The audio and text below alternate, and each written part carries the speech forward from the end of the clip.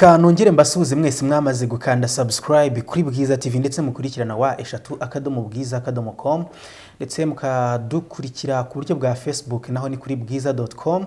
Reka mbaye ikaze uyu munsi turi ku munsi wo kuwa kabiri tariki 30 Gicurasi umwaka 2023. Nitwa Niyobonge David. Nanjye twakabo John.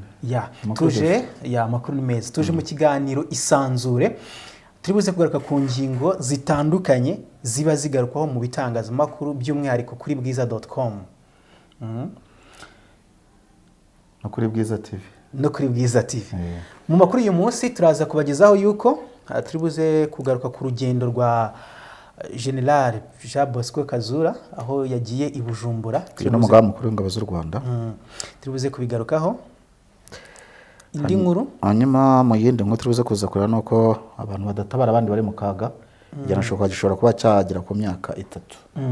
Hari abantu mujya mwumva abantu barwana cyangwa se bameranye nabi ukajya kubona ko umuntu arareberera urimo gushungera y'icyaha guhamye rero cyangwa y'urukiko rubiguhamije ushobora kuzajya ufunga imyaka 3. Turibuze kubigarukaho turibuze kujya ku nkuru ivuga ku mutwe wa M23 ku munsi w'ejo habaye imirwano yamaze amasaha 2. Turibuze kugaruka kuri iyo mirwano yabaye hagati ya M23 Nyatura ndetse na APCLS nandi makuru menshi. Nandi makuru turibuze kuza kuvuga ko Biden yateguje Uganda ibihano nyuma yaho Museveni asinyira yategeko.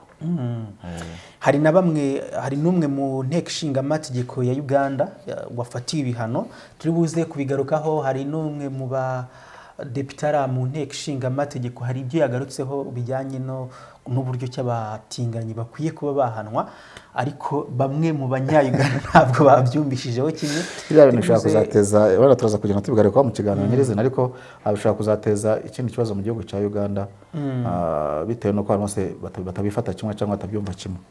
Turibuze kugaruka ku mutwe wa FDLR urwanya ubutegetsi bwa leta y'u Rwanda, aho turibuze kugaruka kuri imwe mu nkuru yigeze kuvugwaho. Ni inkuru iri kuri bwiza.com igaruka uburyo uyu mutwe wegeze kwigarura ikirwa kizwi nka Iwawa kiri bakunda kugororamo abananiranye. Nta bananiranye muri societe bari abantu bakunda kutwarwa Iwawa n'abantu baba bafite imyitwarire itameze neza muri societe baba bagiye kwigishwa. Reka tubaha ikaze ndetse n'andi makuru menshi. Turibuze kujya muri Sudani, turaza kugaruka ku ntambara iri kuba muri Sudani, nayo turibuze kugira icyo tuyivugaho. Muhawe ikaze. Muhawe ikaze abadukurikira baze kuza kuba hafi kugira ngo baze kuza kenshi urabizi ko amakuru tuba dufite aranyenze kugira ngo bamenyane cyane ko burya mugani yamvuga ngo ikintu cyambere n'amakuru. Iyo umenye amakuru cyangwa ifite amakuru bigufasha kumenya uko witwara mu buzima. Umunsi wawe ugenda neza. Reka duhere ku gihano gishobora kuba imyaka 3. Icyo itegeko rivuga kudatabara abari mu kaga. Uyu munsi wa none uzasanga mu Rwanda abenshi niba ari ugucika k'umuco. Mu Rwanda rwo hambere bagiraga ikintu cyo gutabarana, ariko uyu munsi wa none usanga ni ikibazo gikomeye cyane. Ndibuka nigeze kubikora inkuru hanyuma za kuza kubaza inzego zibireberera cyangwa zibishinzwe. Umuntu aravuga ati njyewe ntabaye umuntu agonzwe n'imodoka cyangwa koza accident ndamutabaye ariko namugeza kwa muganga, ati ntabwo yemerewe kuva hano ko nta wundi muntu uhari niwe humuzanye. Ukasanga mufashe nkaho hari ingwate bikamuza kujya gukora ibyo yaragiye gukoramo cyangwa se gutegereza cyazabonera umuryango uzaza kugira iki kumuba hafi. Ugasanga ibyo yitaga gutabara bimugizeho iki ingaruka. Ugasanga unavuga ati ntabara bakafatira muri bano bantu nanjye ndabasuspect bantware. Bigaragara ko nanjye nari muri iki gikorwa. Abantu bamena nko bagenda bacika kuri uwo muco wo kugira iki wo gutabarana. Ariko noneho inzego zibishinzwe by'umwihariko iz'ubutabera zivuga ko ubu ngubu hagiye kubaho ibihano y'uko umuntu ushobora kuba yareberera afite ubasha bwo kuba yatabara umuntu ariko ntabikore. Icyo gihe azajya bihanirwa n'iki n'amategeko yanishiwe kuba cyagera ku myaka 3. Ahangaha ikintu bagarukaho cyane ni ku baganga. Abaganga kenshi nibo bakunda gushinjwa uburangare. Nk'urugero ukasanga umuganga yari afite ubushobozi bwo kuba yarokora umuntu uri mu kaga ariko ntagire icyo akora. Ubundi byarabaye muri Zanzibar, muri cya kirwa cya Zanzibar, aho hari abadokiteri 3 birukanwa burundu mu kazi banamurwa n'ibyangombwa by'ubunyamwuga bazira kuba bararangaranye umubyeyi aje kubyara yarangiza akarinda umwana apfira mu nda nawe agapfa. bahita bamuha kugira ngo nk'ibyo waruvuze ko hari igihe usanga umuntu habaye mu burangare. Muri iyi nkuru bavuga ko muri Mata 2023 urwego rw'ubugenzacyaha RIB rwafunze umubikira witwa Twizerimana Vestine wayoboraga ikigo nderabuzima cya Kivumu mu karere ka Rutsiro akurikiranyweho icyaha cyo kwirengagiza gutabara umuntu uri mu kaga. Nibyo twavugaga ngo RIB yatangaje ko uwo mubikira yinangiye nyuma yo guhamagarwa n'abayobozi batandukanye bamusaba ko yatanga imbangukiragutabara y'ibitaro ijye gutabara umubyeyi wari kunda ku kigo nderabuzima cya Bukanda kugira ngo ajye kwitabwaho ku bitaro bya Gisenyi. Yakomeje agira ati ibi rero byaje gutuma umubyeyi abyara umwana upfuye. Umubikira yaje kuza gukurikiranwa kugira ngo abashe kubazwa ibyo ngibyo bijyanye nuko habayemo kugira iki uburangare. Andi nkuru yigeze kuba mu karere ka Ngoma, abantu bazanye umubyeyi no ameze nabi, none umudamu wari ku izamu baraza barakomanga nyamuneka avayo twakira umubyeyi. Arabwira ngo ndaza ikomeza kuba ndaza agakomanga nyamuneka si ukuntu bigiye inama amaze guca hafi nk'amasaha 2 bigiye inama zo kureba ibintu nomero za doctor. Icyo gihe hayo baragwitwa Namanya William, none baragenda afata contact ze baramuhamagara bamwe ati dufite ikibazo tumaze hafi isaha hano, umuntu uri kwizamu twamuhamagaye aratubwira ngo araje yadututse yatubwiye nabi twabuze icyo dukora.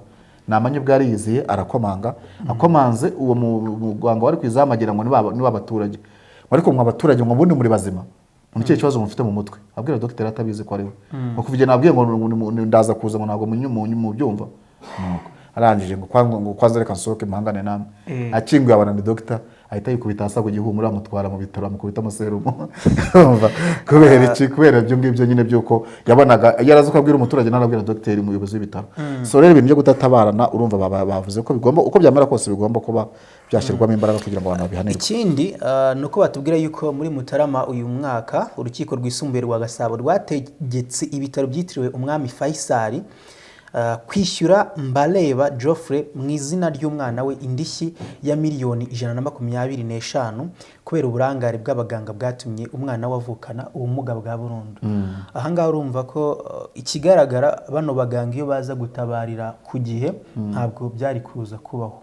Ntabwo biba byarabayeho. Ni mpamvu bavuga ko ubusanzwe itegeko riteganya ibyaha n'ibihano muri rusange mu Rwanda riteganya ko umuntu wese wirengagiza gutabara umuntu uri mu kaga kandi yashoboraga gutabara ubwe cyangwa se kumutabariza ntibigire ingaruka kuri we cyangwa se ku bandi abakoze icyaha. Yabemejwe rero n'urukiko ahanishwa igifungo kitari munsi y'umwaka umwe ariko kitarenze imyaka 3 n'ihazabe y'amafaranga y'u Rwanda atari munsi y'ibihumbi 300 ariko atarenze ibihumbi 500. Ubwo RIB yataga muri yombi mubikira wirengagije gutabara umuvugizi wa RIB Dr. Mnangira Thierry yibukije abantu bose ko gutabara bikwiye kuba indangagaciro ziranga buri munyarwanda wese. Twirengagiza gutabara umuntu uri mu kaga kandi ashoboraga gutabara ubwe cyangwa se ukamutabariza ntibigire ingaruka kuri we cyangwa se abandi, usibye kuba biteganywa n'itegeko byagombye kuba indangagaciro ya buri muntu uri mu mwanya w'ubuyobozi cyangwa se gutanga serivisi byakagombye kuba nanone indangagaciro ziranga buri munyarwanda.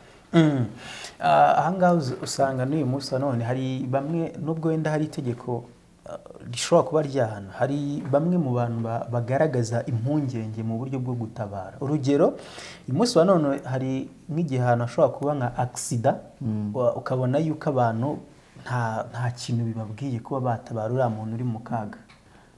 Ukiri aho ngaho ku bya accident nabwo ndi ukanigeze kubibaza umuvugizi wa polisi ngo buriya ngo ntabwo umuntu ukoze accident umuntu ashobora kuza ngo amufata ahita amutwara kwa muganga ngo gutegereza igihe abaganga bari buze kuza guhamagara ambulance kaza.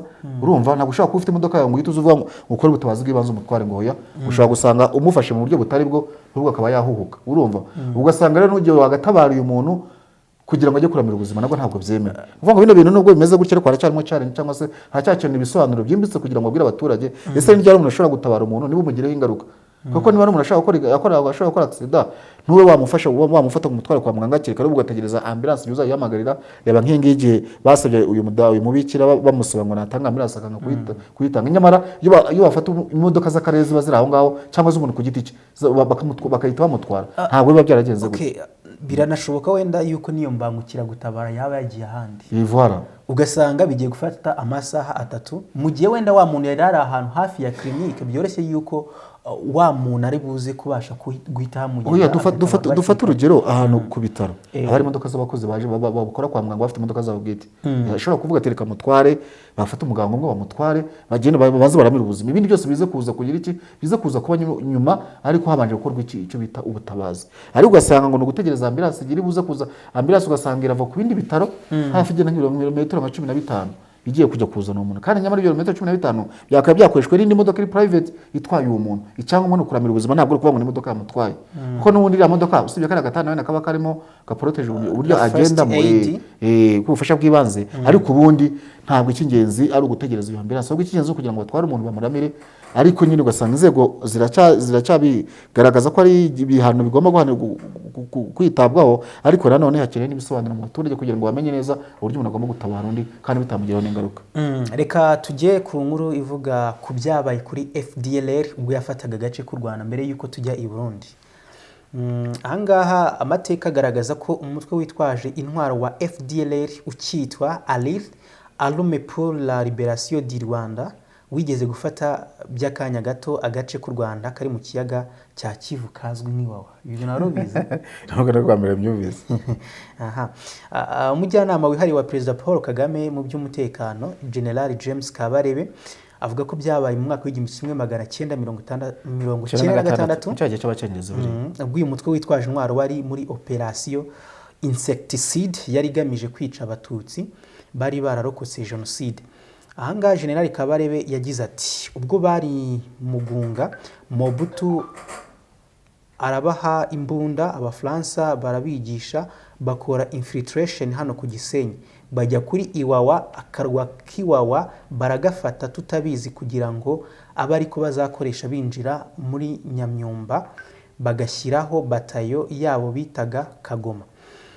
Icyo gihe ngo Aril yari ifite gahunda yo kwica ihereye ku Gisenyi ikamanuka za Rusizi ikerekeza mu burasirazuba kugeza ku Kagera. Gusa ngo Perezida Kagame yamenye ayo makuru yohereza abasirikare kuri Iwawa bari bayobowe na Colonel Hodari bica batayose yari yahafasha. Ahangaha General Kabarebe yagize ati ni nabwo ayo makuru yazaga His Excellence arabimenya bariya bari baje bitwaga ngo ni Kagoma apanga operation RPA iragenda irayirasa sinzi ko hari uwacitse ku icumu. N'uyu mutwe nyine wa FDLR wakunze kujya ugaba nyine ibitero bitandukanye ku Rwanda mu bihe bitandukanye mu myaka yashize akaba ari umutwe hanini ugizwe n'abasi bakoze jenoside mu Rwanda muri 1994 yakorewe abatutsi. Birumvikana uyu mutwe nyine ubundi igihe cyose ukunda no kuvuga ngo uzatera u Rwanda ngo uzafata u Rwanda ariko akabari bajya bikunda kubimenya General akaba akunda kuvuga ko uko byamera kose uyu mutwe utamara n'iminota 5 ku butaka bw'u Rwanda.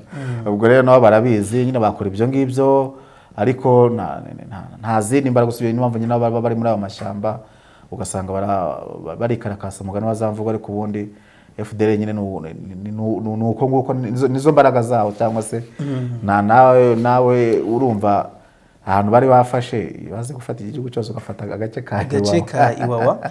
Ahangaha uyu munsi wa none umutwe wa FDLR ni umutwe ugikorera muri ntara ya Kivu y'amajyaruguru muri Kongo aho wakunze kujya ugaba ibitero ariko Kabarebe avuga kuri bino bitero uyu mutwe ugenda ugaba avuga ko igihangayikishije cyane ari ingengabitekerezo cyangwa se imyumvire bafite. Bagira ikibazo cy'imyumvire ibyo gufata u Rwanda byo ntabwo bishoboka nk'uko abivuga ahubwo ikibazo ni ingengabitekerezo. Ndibuka ubushize twari mu itorero rya babasoza inkumba bari abantu baravuye mu mashyamba Fandeko rero nyine avuga nyine akomoza kuri bano bantu ibitekerezo byabo nico avuga ati usanga ikibazo ntibajya banumva ati ikibazo byibuze abantu bumva genda bagafata n'umwanya wo gutekereza ariko ntabwo bajya bumva n'igihe cyose usanga ingengabitekerezo yabokamye ari barimo ugasanga umuntu aravuga ati dore ibyiza uko bimeze dore tubangiza tereka da ati ibyo ngibyo no kubivuga ntabwo biri kandi abafite abantu babo bari mu Rwanda abaha amakuru barangiza ati reka dati baba batubeshya kugira ngo twumve ko u Rwanda rumeze neza, atari ko ati n'abariya iyo bamaze kuvuga ngo bahita babica ati bikarangira, ati kandi nyamara aravuga gutyo umwana we ariho ariga neza arahabwa buruse n'igihugu cy'u Rwanda, umuryango we umeze neza, atari kugasanga aracyagendera kuri iyo ngengabitekerezo. Reka tujye i Burundi ku nkuru ifitanye isano n'u Rwanda, aho umugaba mukuru w'ingabo z'u Rwanda yagiye i Bujumbura. Umugaba mukuru w'ingabo z'u Rwanda General Jean Bosco Kazura yagiye i Bujumbura mu Burundi kuri uyu wa 29 Gicurasi umwaka 2023. Agiye nyuma y'inama zitandukanye zagiye zihuza abakuru b'ibihugu bo mu muryango wa Afurika y'Iburasirazuba biga ku kibazo cy'umutwe wa M23, buryo ki uyu mutwe washyira ibirwanisho hasi mu burasirazuba bw'iki gihugu hakaboneka umutekano, ndetse na Tshisekedi akumvikana n'uyu mutwe buryo ki wahagarika imirwano. General Kazura yitabiriye inama y'umutekano wa Repubulika ya Demokarasi ya Kongo yahuriyemo n'abandi bagaba bakuru b'ingabo z'ibihugu bigize umuryango wa EAC. Nyine kuri nibyo bavuga nyine bijyanye n'intuza n'umutekano nkuko bigaragara mu ifoto, n'abandi bagaba bakuru bitabiriye inama barimo General Wilson Ambati wa Uganda, General Prime Niyongabo w'u Burundi na General Francis Ngora wa Kenya, barimo kandi n'uwa RDC General Christian Chiwewe bari bahagarariwe. Mu by'ingenzi abasirikare baganira harimo n'imikoranire y'ingabo ziri mu butumwa bw'akarere azezwe nka ESRF, ibyo zagezeho, ibyo zitarageraho n'ahazaza hazo mu burasirazuba bwa Kongo. Abasirikare bahuriye mu gihe Perezida Tshisekedi akomeje guteguza ko ashobora kwirukana ingabo za EAC mu gihugu ayoboye, kuko ngo aho gukora akazi kazijyanye zifatanya n'umwanzi we ari we yitaye 23 ko ari umwanzi w'igihugu cya Kongo. Bano bagaba cyangwa se bano bayobozi b'ibisirikare mu karere ka Afurika y'Iburasirazuba bahuriye i Burundi nyine nyuma y'uko Tshisekedi yavuze ko umutwe wa M23 nudakora ibyo yawusabye birimo kurasa ku nyeshyamba za M23 muri kwa gatandatu umutwe uraza kuvayo.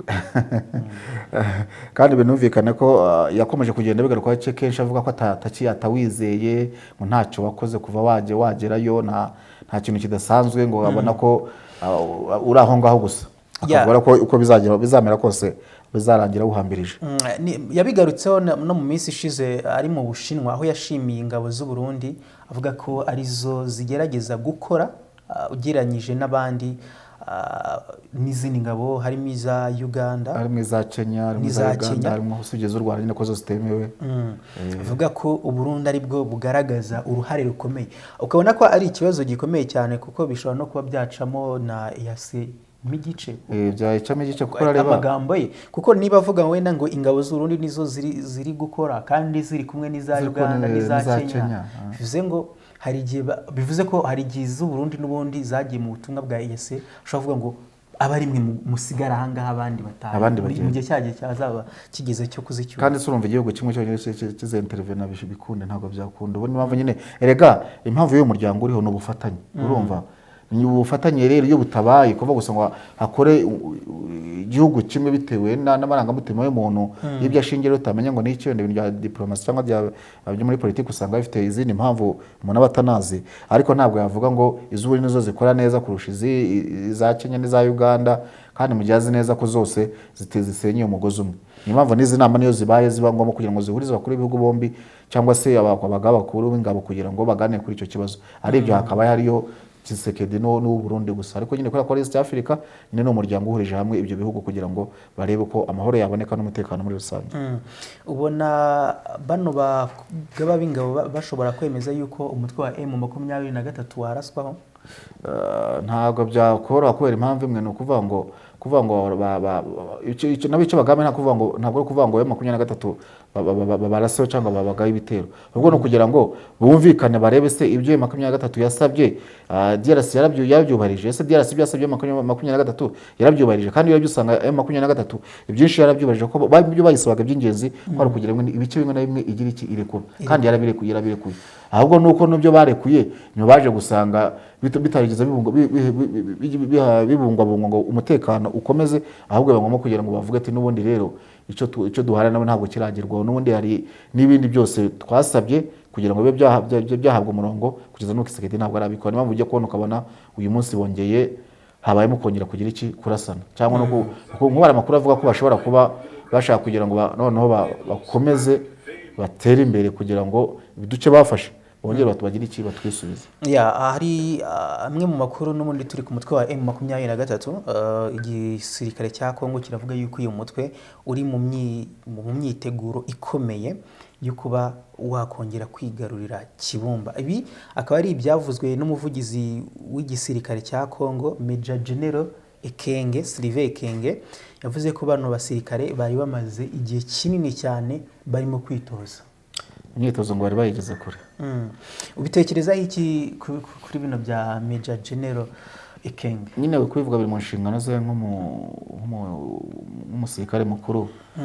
Kandi ariko nyine kuvuga kenshi tugiye tunayibara, ntabwo wenda kuba umuntu hari ikintu yavuze wenda no twahera ku byo shebuja aho haravuga buri kanya avuga ngo bimeze gutya atanga izo ngero zo kuvuga ngo izi ngabo ntabwo zikora neza n'izi ngizi, ni ukuvuga ariko realite ni nk'ibyo bavuga ngo ikibuga ntabwo kibesha, ushobora gutekenika ukagira gute ariko wagera mu kibuga bikanga. Nabyo rero kuvuga ngo barategura ngo bagire bahashye umutwe wa 23 bagire gute, nta nubwo ari cyo kinyenzi cyane cyihutirwa bono kugira ngo buri ruhande byo bwemeye mu masezerano basinyanye abari wari Rwanda muri Angola cyangwa se no muri Kenya i Nairobi abo yashyirwa mu bikorwa. Naho ibyo kuvuga ngo barategura ngo bajye gutera ngo bajye ko n'ubundi igihe babivugiye bakabana bikoze, ariko na 23 ntabwo nabo. Ariko ikigaragara bisa naho umutwe wa M23 wamaze gutsindwa. Impamvu nabivuga gutya, wenda uraza kumbwira uko byumva, niba amasezerano basinye ya Rwanda n'amasezerano ya Nairobi ari bo bonyine bashyize mu bikorwa, Tshisekedi akinangira, ese kwaba ari ugutsinda kwa Tshisekedi cyangwa no gutsinda kwa M23? Urebye M23 niyo navuga ifite realite kubera ko yo iragaragaza ko byubuze hani yanakoze. No kuvuga ko Tshisekedi ko atarakoze ibyo yagomba gukora cyangwa se amasezerano atarageze ashyira mu bikorwa, birumvikana ko M23 ibyo ivuga ko ibyo haranira. Kurundi akeshi M23 kunzo kugaragaza cyangwa se misobanuro natanga ivuga ko ibishaka guharanira akwanga akarenganye bene abantu batotezwa mu gihugu bari mu gihugu cyabo bagatotezwa, abo bakavuga ko haranira akarengane. No kuvuga ngo nako karengane karimo ko kuba hari byo bemeye amasezerano ariko umunoza Kongo cyangwa se Tshisekedi ntiyemera ko ibyo bintu bishyirwa mu bikorwa. Kuvuga rero ngo wenda ngo baba batsinzwe ko n'ubundi saa 23 ishobora kwa yagira iki yakongera, kuko imbaraga yakoresheje n'ubundi fata utwo duce n'ubundi ntaho zigeze zigira iki ntaho zagiye. Reka tubitega amaso ku munsi w'ejo hari inkuru yagaritsweho cyane aho hagati y'umutwe wa M23 ndetse na Nyatura n'undi mutwe witwa APCLS habaye imirwano ikomeye y'amasaha 2 ku munsi w'ejo. Akaba iyi mitwe ya Nyatura akaba ari imitwe yagiye igaragara mu gufatanya n'igisirikare cya Congo FARDC mu guhangana n'umutwe wa M23. Imirwano yabereye mu gace ka Kabukomo muri teritwari ya Masisi aherereye mu birometero bibarirwa mu 10 uvuye mu mujyi wa Kicanga. Hanyuma amakuru akomeza avuga ko y'abanyaturanye ndetse n'uyu nguyu wa IPCRS bamaze igihe bafatanya n'igisirikare cya Congo FARDC ndetse n'umutwe FDLR mu mirwano inyeshyamba za 23. Societe civile muri Kivu y'Amajyaruguru ivuga ko abarwanyi ba 23 bafite ibirindiro mu gace ka Kirumbu aribo batangije iriya mirwano. Ntacyo rero uyu mutwe uravuga kuri aya makuru, gusa baravuga ko imirwano yamaze amasaha 2 mbere y'uko 23 isubira inyuma. Imirwano kandi navuga ko yasize abatuye muri kariya gace bahisemo guhunga. Agace ka 23 agace ka 23 Nyatura n'uyu IPCRS barwaniyemo karabarizwamo ingabo z'u Burundi zoherejwe mu butumwa bw'umuryango wa Afrika y'Uburasirazuba bwo kugarura amahoro muri Kongo. 23 ku ruhande rwayo iracyagenzura ibirindiro biri mu duce twa Kibatsiro, Kirumbu na Busumba ho muri Masisi. Ni imirwano yagaritsweho cyane ku munsi w'ejo hagati y'imitwe usanzwe ifatanya n'igisirikare cya FARDC mu guhashya uyu mutwe, ariko bivuga ko umutwe wa M23 ari wo wisubije inyuma nk'uko bitangazwa. Wasubiye inyuma wenda bakunda kuvuga cyangwa 23 ikunda kuvuga ko icyo bashaka ibavuze ngo M23 nikore ibi ngibi, iyo ugerageza kubyubahiriza ariko ikibazo tugira ubwo wenda ndavuga ukuntu ubuyobozi bukunda kuvuga ati twebwe ibyo badusaba turabikora, ariko ikibazo ugasanga Kongo iyo nta kintu ibikoraho, ugasanga rero ni ikibazo ku ruhande rumwe, mu gihe bamwe bashobora kuba bakubariza bimwe mu masezerano ariko abandi ugasanga batabyubahirije. Reka tukiri muri Repubulika Iharanira Demokarasi ya Kongo, hari inkuru yagarutsweho ivuga yuko habaye imirwano hagati y'abazalendo ubwabo, akaba ari rwa rubyiruko rwishyize hamwe. Abundi abazalendo wazalendo ubundi mu Giswahili bivuga abantu bakunda igihugu kurusha abandi, ariko hano nabo bwo kugikunda ahubwo n'abagishyira mu kangaratete. Akaba ari urubyiruko rwishyize hamwe rw'abakongomani ngo rurwanye uwari wese warushoyeho intambara, harimo M23 bo bakunze kwita yuko ari RDF. Akaba intambara ikomeje kuvuza ubu hagati y'abazalendo ubwabo muri teritwari ya Masisi, groupement ya Nyamaboko ya mbere n'iya kabiri, ndetse na Katoyi muri Kivu y'Amajyaruguru, aho APCLS ya General Janvier Kalahire yari hanganye na Nyatura FDDH ya General Delta Jovia afatanyije na Nyatura ya Paleko EF iyobowe na General Kigingi Macho Kutala. Aho iyo mitwe yitwaje intwaro yishyize hamwe ifata izina rya Wazalendo, nk'uko twari tumaze kubigarukaho ni abakunda igihugu kurusha abandi, ariko igitangaje ni uko nyine bakomeje kugaragara mu bikorwa bo ubwabo bashyamiranye. Mu kwezi kwa Mata hakunze kuvugwa intambara yashyamiranyije abazalendo ubwabo bapfa, aho bagenda bapfa amaronko cyangwa se ibyo babaga babashije kugeraho, harimo ibyo basahura abaturage. Ahangaha harimo bagaragaza yuko harimo imisoro basoresha abaturage ku mabariyeri nk'ahitwa La Salama, ndetse harimo n'ibikorwa byo guca imanza no gutwika amakara. Ibi ngibi rero bikaba ari bimwe mu bintu bikunze gushyamiranya iyi mitwe, ari nabyo twagarutseho mu minsi ishize, aho umutwe wa FDLR washyamiranye n'igisirikare cya FARDC nabo bapfa amakara. Ibyo ni ibintu baba banapfa, uragiye wibaza kwibaza ibyo banapfa cyangwa se banarwanira, ugasanga n'ubundi ntabwo ari bifite na logique. Ubundi umuntu akaba yarwana n'ubundi bapfa amahoro, ariko ntabwo bakaba bapfa amakara cyangwa bapfa inka bashimutiye ahantu runaka. Uyu mutwe rero wa Zarendo undi urebye ari imitwe usanga ishamikiye ku ishyaka ariko ubutegetsi cyangwa se ku rundi rwego. Urubundi wa Zarendo ni nka zamanira kure z'Uburundi zishamikiye kuri CNDD-FDD. Uruzi buri kubyo byagiye zikora mu gihe cy'imvururu 2015.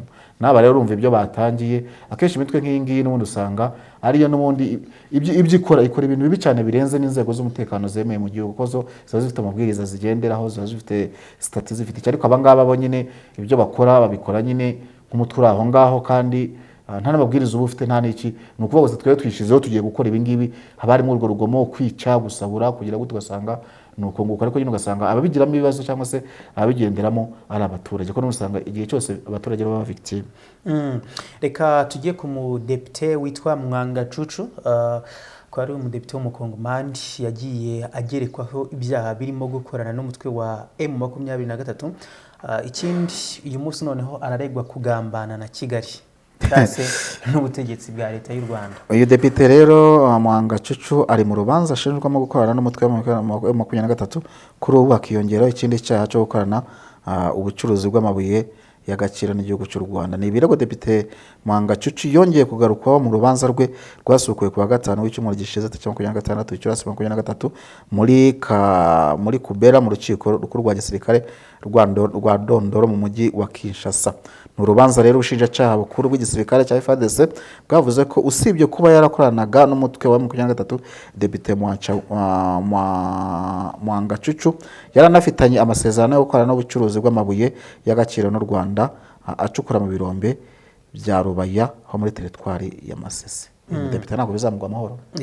Ahangaha ikintu bagiye bashingiraho yuko uyu depite Mwangacucu akorana n'u Rwanda ngo ni amafaranga igiceri cy'u Rwanda cyasanzwe.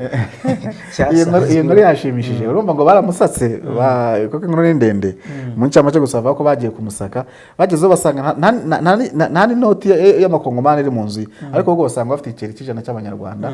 Bakibaza ati amafaranga iki giceri ni gute utunga igiceri cy'ijana cyo mu Rwanda udafite amafaranga yo mu gihugu cyawe.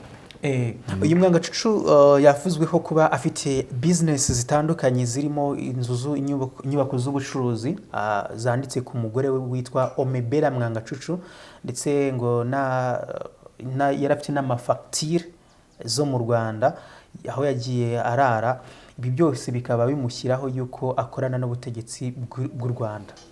Ariko se ubundi uragira ngo si ibintu bya politiki baba babigize intambara wa mugani wazamvugo, ubundi kuba umuntu yakora business birabujijwe, ntabwo bibujijwe, ahubwo wenda nuko wenda ibintu by'abanyepolitiki usanga ko babikoze ari umudepite ampulisi akabikora n'igihugu rero naho kitavugwa neza n'icyo gihugu abereye umuturage waho, yakora business n'undi muntu wo mu kindi gihugu.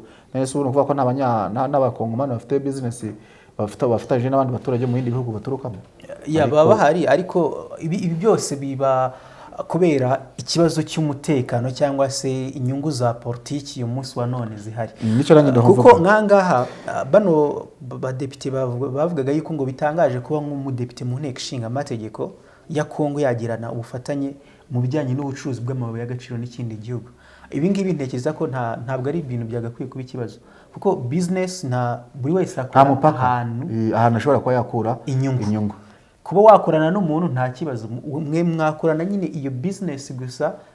N'ubundi kereka iyo baza kuza kuvuga ati wenda basanze wenda mu byo bakorana harimo wenda ko bamusanganye intwaro yawe n'u Rwanda, wenda ngo bazatere igihugu, bamusanganye ibintu no kuvuga ngo bamusanganye igiceri cy'ijana ngo cyuma cy'u Rwanda, nyine bya bindi nyine ngo umuntu ashaka impamvu atayibura, ariko ibi nyine ni bya bindi byuhiriye mu nzu utagora hafundi imitwe. Reka tujye mu gihugu cya Uganda. Ku munsi w'ejo ni inkuru yagaritsweho cyane, irandikwa mu bitangazamakuru byinshi cyane bitandukanye, ndetse n'uyu munsi wa none iracyavugwa. Leta ya Uganda, Perezida Yoweri Kaguta Museveni yasinye ku itegeko rihana abaryamana bahuje ibitsina cyangwa se LGBTQ. Ubu ngubu ikiriho nuko Leta Zunze Ubumwe za Amerika zigiye gufatira ibihano iki gihugu. Perezida wa Leta Zunze Ubumwe za Amerika Joe Biden yateguje igihugu cya Uganda ibihano byaho nyuma y'uko Perezida Yoweri Kaguta Museveni ashyize umukono ku itegeko rishya rihana abarimo baryamana bahuje ibitsina bizwi nk'abatinganyi. Mu itangazo rya Biden yashyize hanze ku 29 ku munsi w'ejo Gicurasi 2023 yavuze ko kwemeza iri tegeko bibangamira uburenganzira rusange bw'ikiremwamuntu, kandi ngo biratuma ababa muri Uganda barushaho kubaho mu bwoba bw'uko bazahohoterwa kandi bagakorerwa ivangura rishingiye ku gitsina. Uyu mukuru w'igihugu kandi yanavuze ko kuva uyu mushinga uri mu itegeko watangira gutegurwa, umubare w'ababa muri Uganda wahohotewe bakanakorerwa ivangura wiyongereye. Ati abagande b'inzirakarengane bagira ubwoba bwo kujya mu bitaro by'umwihariko no ku bindi bigo kugira ngo bahabwe ubuvuzi buhoraho ubuzima bwabo. Biden kandi yanasobanuye ko mu gihe iri tegeko ryashyirwaho hari abantu bahunze ingo zabo, abandi barirukanwa mu kazi, ngo ibi byiyongeraho gukangishwa gufungwa igihe kirekire, urugomo, guhohoterwa, kandi bari bakwiye kuba mu buzima butekanye nk'abandi badahuje amahitamo y'ubuzima bushingiye ku gitsina. Urumva ingaruka ibyo nigeze kubivuga muri introduction dutangira ikiganiro, uvuga ko uko bizamera kose Uganda ishobora kuzisanga igiye mu zindi situation kubera kino kibazo. Uko iki kibazo cy'abahuje kwa baryamana bahuje ibitsina ni ikintu ku isi usanga kitayakivugwaho rumwe. Ahangaha bigaragara ko hari umwe mu badepite mu nteko ishinga amategeko ya Uganda, perezida w'inteko ishinga amategeko ya Uganda witwa Anita Among. Leta Zunze Ubumwe za Amerika ziri mu bo zahise zihagarikira visa yo kuba yakongera gutekereza kujya muri Leta Zunze Ubumwe za Amerika. Birumvikana nko Norris nawe wanashize hanze ku munsi w'ejo se washize hanze ku mugaragaro iryo tangazo avuga ati turashimira abaturage bacu mwaradufashe ku marira yanyu mwarumaranye iminsi. Mwifuza ko habaho uburyo igihugu cyacu tajya muri ibyo byaha by'ubutinganyi. Ese wari ukomoje ku bintu bijyanye n'ingaruka y'uko Uganda ishobora kuba yajya habi. Ntabwo bishoboka y'uko Uganda yabaho nubwo yafatirwa ibyo bihano. Buriya ubushize twigeze kubikomoza tuvuga ngo bino bihugu usanga bavuga ngo biri mu nzira y'amajyambere, umuntu akageza imyaka 80 bikiri mu nzira y'amajyambere. Nabyo rero bitewe n'ahantu biba bikura, igihe ujya kubona ukabona habayemo kutangira kuko igitutu nk'iki cy'amahanga ariho bakura ahantu, ugeze ari ahantu ukura ahantu. Uko byamera kose ugerageza kwigengesera ukavuga ati rero uko byamera kose hano hantu ubwo batubwiye ibi ngibi reka tworoshye gutya tubigenze gutya kugira ngo ubu tutazagira ibibazo bijyanye n'iki n'ubukungu kuko akenshi iyo batangiye kugira gutya nibwo babahagarikira izo visa nibwo babahagarikira inkunga ziba zagenwe urumva niba Biden yamaze kuvuga ati harimo abantu batabona ubuvuzi batahabwa uburenganzira bwabo nk'abandi badafite icyo kibazo cyo guhuza ibitsina tugasanga bavuze uburenganzira bwabo bemerwa n'iki n'amategeko kandi leta zunze ubumwe za Amerika yivuze hari umugabo wa Tanzania yari afite ikibazo cyo kutabona yarapfuye ijisho rimwe yarageraga inka ari umushumba noneho inka zataha ko babaga baragiye ahantu habaga ari ahantu hanini hafi nk'akarere kose ugasanga inka niho zahuriye zitandukanye noneho hakabamo izibura noneho rero iyo inka zatahaga akareba agasanga impfizi irimo yayitaga ngo ni inuma bakamaze gasongo inka zose zatashe zirahari kugira gutya akareba ngo ngo bw'inuma irimo ngo n'izindi zose zirahari sasa bino bihugu nabyo iyo leta zunze za Amerika ivuze akenshi uhita wumva nyine ko ari nkaho icyo gihugu ku isi kugeza ubu ngubu iyo kivuze cyangwa se gifashe imyanzuro ku ngingo runaka usanga igira iki ihabwa umugisha ibintu navuga ati bishobora kuba byagira ingaruka uburyo bumwe cyangwa ubundi muri Uganda kuri kino kibazo urumva kuva ejo bisohoka ukuntu ibintu bitangiye gufa kugenda bifatanya kandi ntabwo birarangira birakomeza bigenda gutya kugeza umunsi hazasohoka izindi verisiyo zitandukanye n'izindi zitiro tuvuga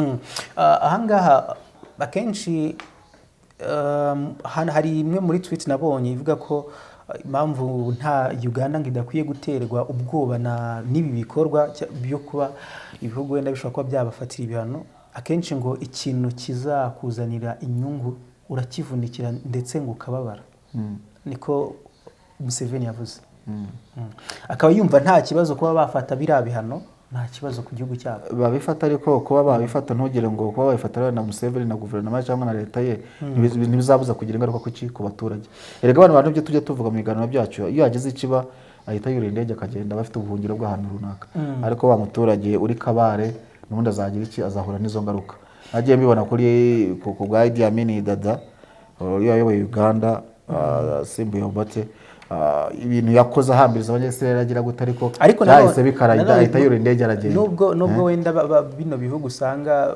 bivuga ngo byafatira abaperezida cyangwa se bamwe mu bayobozi bihano ntekereza yuko kuba bajya i Burayi nta nyungu nyinshi ziba zirimo kuvuga ngo perezida arahagurutse yagiye mu gihugu runaka ziba zirimo ko akenshi impamvu bagenda ntabwo abagiye mu buryo bwo gutembera akenshi bagiye mu bijyanye n'imibanire y'icyo gihugu so iyo bamaze kumukuvuga ngo agiye kumukumira ntabwo wazemera kuba ese kuki noneho biriya bihugu by'ubundi byo bitaza kutwisangira iwacu kuki bo bataza ugasanga abaperezida bo muri Afurika barirwa bakora ingendo none se n'ibyo ngo babaye n'ubanda urugi none se reka nkubwira umuntu yavuga ati vuga ngo amafaranga ukamubwira ngo none se ngo wayanzaniye ntabwo bishoboka bafite za ambasade bahita no muri ambasade ariko ntabwo ibihugu byose ko bifite za ambasade hari hamwe babiri hari naho udasanga wenda ibyo bihugu bigize icyo bidafite izo ambasade none usanga ziri mu kindi gihugu ugasanga wenda niba ari ambasade yo mu Rwanda muri Canada ugasanga wenda ihujwe n'ibihugu nka bitatu cyangwa none biri mu kindi gihugu ushaka gusanga rero ko bavuga ngo bagiye muri ibyo mu kujya gushaka ngo bikorwa muri ambasade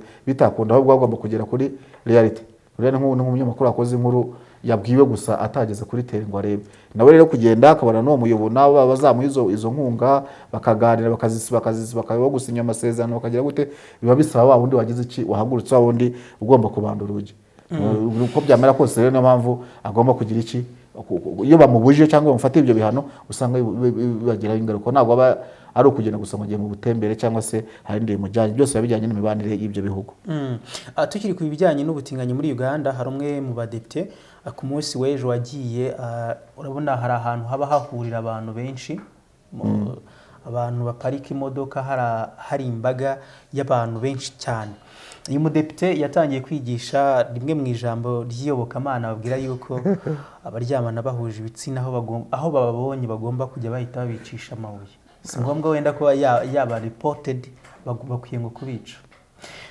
ku ruhande rwawe ubona nk'umunyarwanda ubitekerezaho iki bundi kubijyanye kuri rino tegeko Uganda yasinye ese ryari rikwiye kuba barisinya cyangwa bagakwiye kubireka nk'uko uyu munsi wa none mu Rwanda biri mu Rwanda nta tegeko ribahana kandi nta n'iribarengera. Gusa buriya rero hari buri gihugu cyose kiba gifite ukuntu gishobora kukavaringa ibintu byabyo. Reka ibintu ngiye guhuza ntabwo biri buhore ko none ngiye kuguha. Uribuka ziriya ngoma z'abarundi ukuntu zateje ibibazo ngo n'umwimerere wabo ababikora bose ngo babigana urumva babishyira no mu murage w'isi simbizi ukuntu babivuze byateje ikibazo sinzantu bari bagiye muri Uganda baragenda bajya ngo bikora mu buryo bunyuranyije n'amategeko. Ni ukuvuga ngo igihugu ushobora gusanga gifite umucyo runaka kigendera kikavuga ati twebwe kuri iyi ngingo iyo bigenze gutya ni ibintu bitajya bikorwa. None se dufata urugero nko mu Rwanda uzumve kumva umuntu wavuze ibintu bye ku karubanda wamugana niyo mpamvu uzasanga umugore yakubise umugabo urumva akamukubita ariko nta mugabo uri bugende ngo ajye kugira iki ajye gutanga ikirego najya mu bagabo barajya kumuseka ati umuntu n'umugabo kwitwa gute n'umugore. So rero ushobora gusanga no Uganda bavuga ati natwe kino kintu kirazira kuba twashyikira ibintu byo ngo abantu baryamanye bahuje ibitsina muri twebwe mu cyacu w'Abagande ntabwo byemewe n'amahano. Niyo mpamvu tugomba kwifatira iki tugomba kwifatira ibano bo bakabivuga bashingiye ku muco wabo ariko mu by'ukuri niyo mpamvu ibindi bihugu nyine usanga bavuga ko ari guhotera uburenganzira bw'iki bw'umuntu. Ese ntabwo wenda zimwe muri leta z'ibihugu zirinda kubivuga hari ubwabo bw'uko wenda nabo bashobora kuba bafatirwa ibihano wenda ibyo bihugu bindi kuba batabivugaho kuba batabivuga ngo bagire icyo babikoraho. Tuvuge niba hari uyu munsi wa none ni ikibazo gisa nkaho kiri global usanga wenda n'abo bantu babirimo bashishikariza abandi kuba babikora ugasanga ni ikibazo nubwo wenda leta cyangwa se bamwe batinya kuba babivugaho ariko ntekereza ko harimo ikibazo wenda nko kuri ibyo bihugu byo kuba ari ubwoba baba bafite.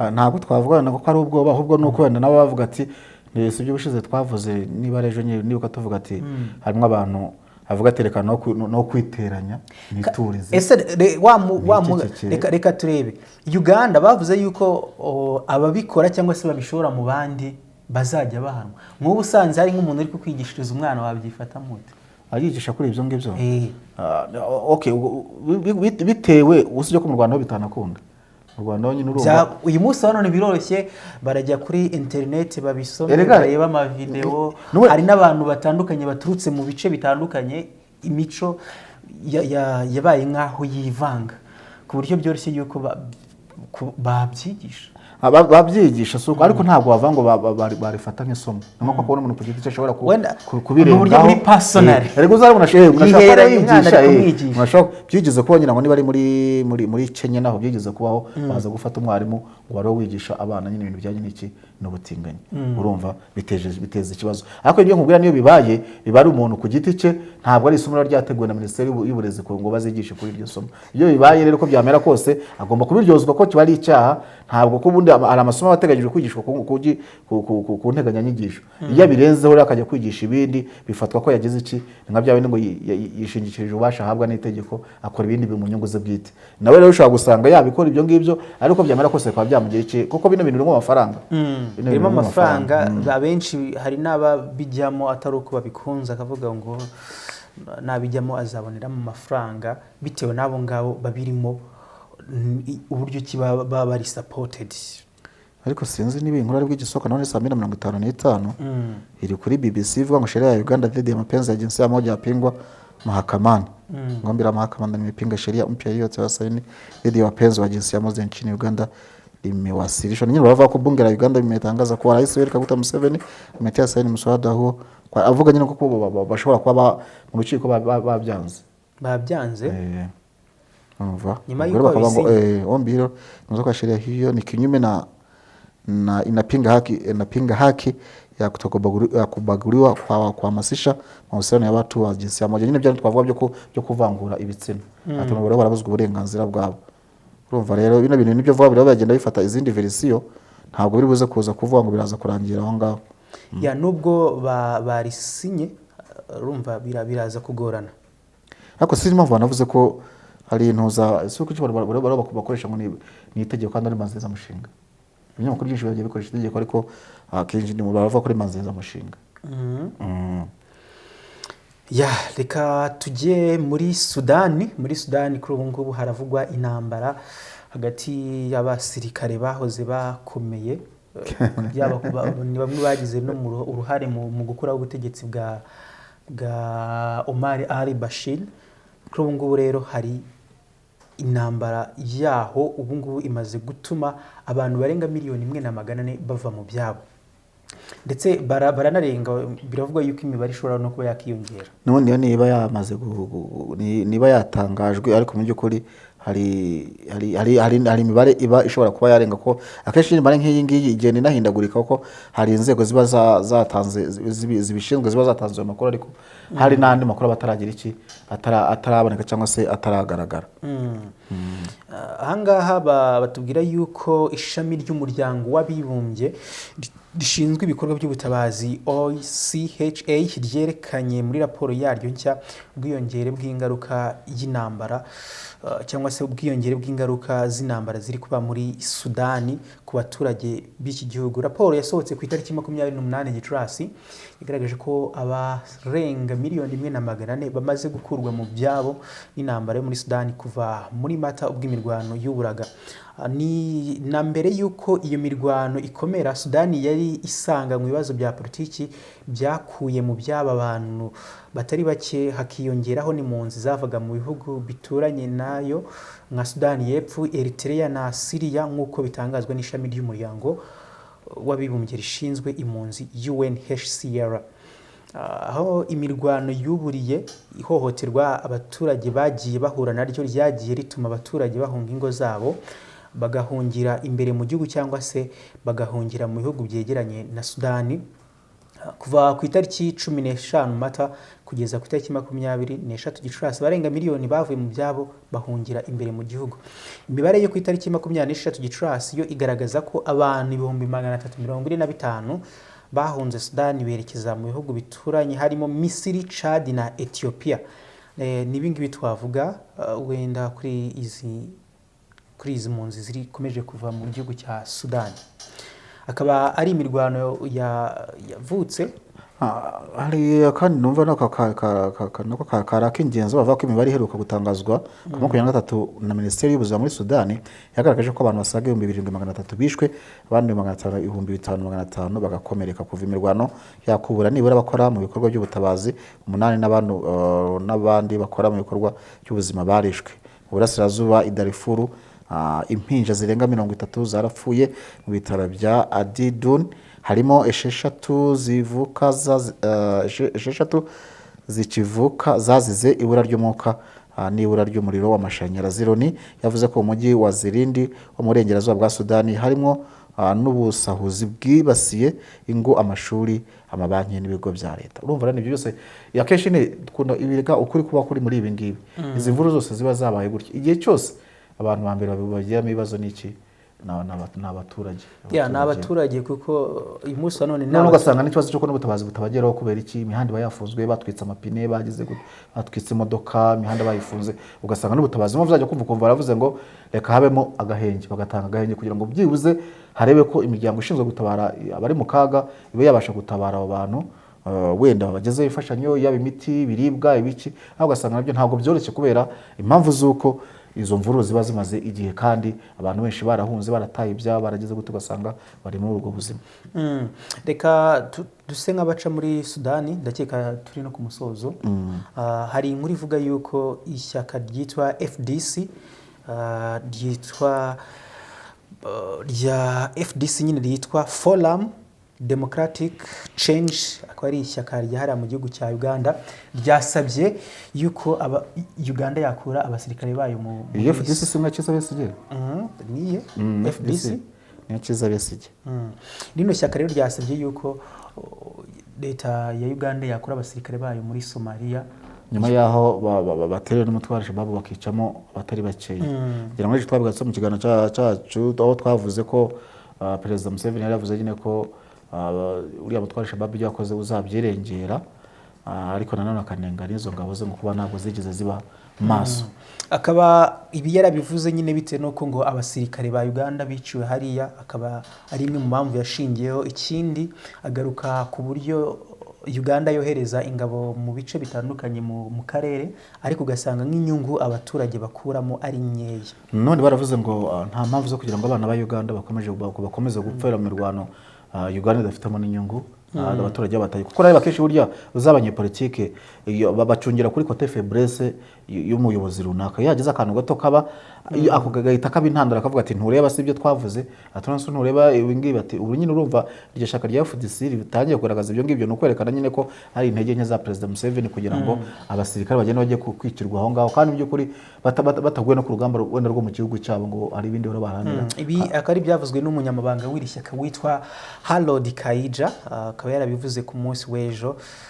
Ngaye nguko reka dushimira abadukurikiye ndumva twabashimira twababwiye iby'ingenzi ariko byinshi bazajya barambura bwiza.com basome bamenye amakuru agiye atandukanye kugira ngo nabo bajye rushaho kuba babasha kumenya nyine ko hirya no hino byifashe haba mu Rwanda mu bihugu by'umuryango w'Afurika y'Iburasirazuba muri East Africa cyangwa se n'ahandi kugira ngo bamenye amakuru uko abahagaze n'ibivugwa hirya no hino muri rusange.